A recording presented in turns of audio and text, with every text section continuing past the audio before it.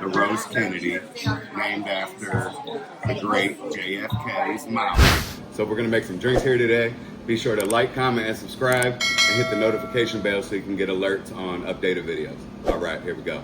Okay, so we're gonna do a classic cocktail, the Rose Kennedy, named after the great JFK's mama.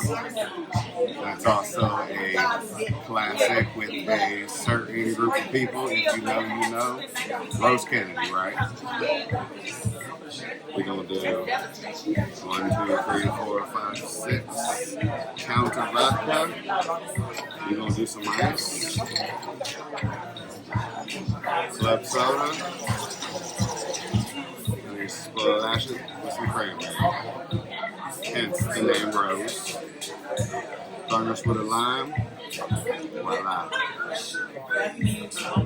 That's just a club soda with vodka and Splash of Cranberry. But you give it a fun name, it can be whatever you like.